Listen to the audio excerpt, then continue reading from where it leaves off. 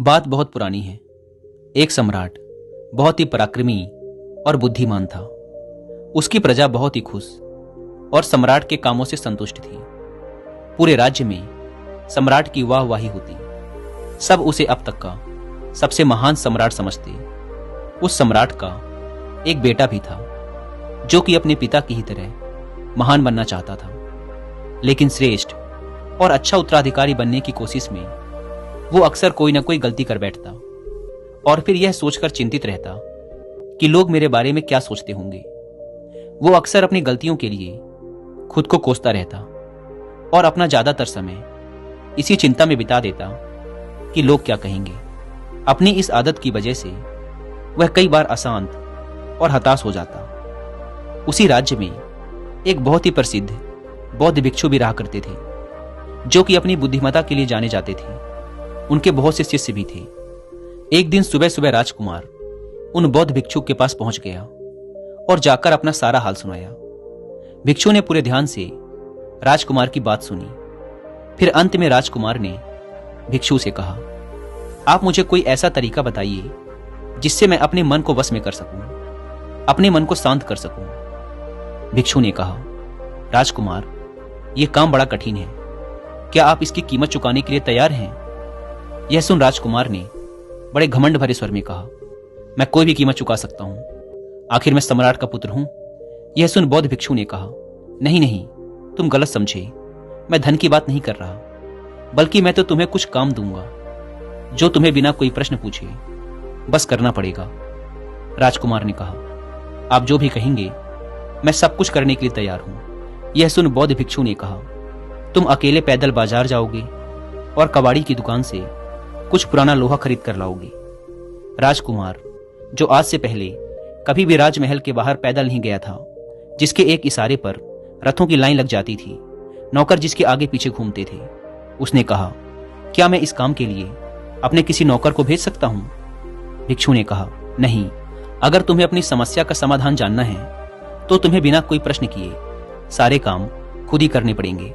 भिक्षु ने फिर कहा, शहर के दक्षिणी हिस्से में जो सबसे बड़ा बाजार है, उसके आखिरी में कबाड़ की सबसे बड़ी दुकान है। तुम्हें पैदल जाकर वहां से ही पुराना लोहा खरीद कर लाना है। राजकुमार ने थोड़ी देर तक कुछ सोचा, फिर बाजार की तरफ निकल पड़ा। बाजार की तरफ निकलते ही उसके मन में विचारों की सुनामी आ गई। वह सोचने लगा, फालतू ही इस चक्कर में पड़ा। लोग मेरे कपड़ों से मुझे पहचान लेंगे। पता नहीं लोग क्या सोच रहे होंगे कि सम्राट का पुत्र होकर पैदल बाजार आया है। लोग मेरी पीठ पीछे मेरा मजाक उड़ाएंगे और ना जाने कैसी कैसी बातें करेंगे। यह सब सोच सोचकर उसका सिर शर्म से नीचे झुक गया। सर नीचे झुकाए चलता हुआ राजकुमार कबाड़ी की दुकान पर पहुंचा और वहां जल्दी जल्दी घबराहट के साथ लोहा खरीदने लगा। लोहा बहुत ही गंदा था, लेकिन राजकुमार का मन तो चिंता में डूबा हुआ था।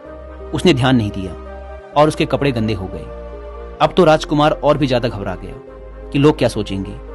वह लोहा लेकर जल्दी जल्दी चलता हुआ बौद्ध भिक्षु के पास पहुंचा।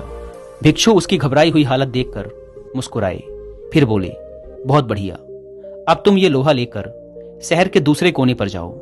वहां एक लोहार की दुकान है। तुम्हें अपने हाथों से इस लोहे को पिघलाकर इससे एक तलवार बनानी है। राजकुमार बिना मन के दोबारा बाजार के दूसरे कोने की तरफ बढ़ चला।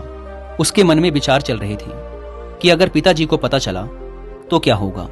कहीं लोग ये न समझ रहे हों कि पिताजी ने मुझे महल से निकाल दिया है। वह मन ही मन खुद को कोसता जा रहा था कि क्यों मैं खुद को हमेशा ही ऐसी उलझनों में फंसा लेता हूं। ऐसे ही विचारों की उधेड़-बुन में फंसा हुआ वो लोहार की दुकान में पहुंच जाता है। वहां वह लोहार के बताए अनुसार खुद ही लोहे को पिघलाता है और उसे सांचे में ढालकर एक तलवार बनाता है। खुद के हाथों से बनाई तलवार को देखकर उसे बड़ी खुशी होती है। अचानक उसने महसूस किया कि वह तलवार बनाने के काम में इतना खो गया था कि उस दौरान उसके मन में शिकायत के कोई विचार नहीं आ रहे थे। वह खुशी मन के साथ तलवार लेकर भिक्षु के पास वापस जाने लगा। इस बार लौटते वक्त उसका मन प्रसन्न और शांत था। उसने जाकर भिक्षु के हाथों में अपनी तलवार रख दी। तलवार देखकर भिक्षु ने कहा, राजकुमार, इस बार तुम्हें कुछ अच्छा महसूस हो रहा होगा। यह तुम्हारे घमंड की तलवार है। यह सुन राजकुमार थोड़ा सा चौंका, लेकिन वह कुछ समझा नहीं। फिर भिक्षु ने कहा, ठीक है, अब तुम एक आखिरी काम और करो। फिर मैं तुम्हें रहस्य बताता हूं। तुम वापस बाजार जाकर लोगों से पूछो कि क्या उन्होंने तुम्हें थोड़ी देर पहले यहां देखा, और अगर देखा है तो उन्होंने तुम्हारे बारे में क्या सोचा। राजकुमार वापस बाजार गया और बहुत से लोगों से पूछा कि क्या आपने थोड़ी देर पहले मुझे यहां देखा है।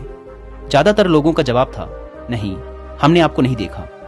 राजकुमार ने बाजार के सबसे पहले दुकानदार से पूछा।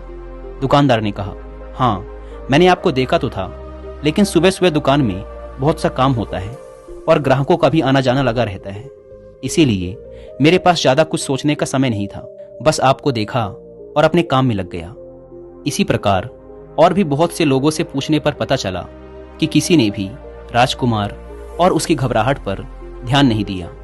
राजकुमार ने कबाड़ वाले से भी पूछा तो उसका जवाब था, मुझे लगा तो था कि आप किसी बड़े संपन्न घराने से हो, लेकिन मेरे भाई, इसके आगे मैंने और कुछ भी नहीं सोचा। बाजार के लोगों से ऐसी बातें सुनकर राजकुमार को लगा जैसे किसी ने उसके सर का सारा बोझ हल्का कर दिया हो। वह खुशी से झूमता हुआ बौद्ध भिक्षु के पास पहुंचा और उन्हें सारी बात बताई।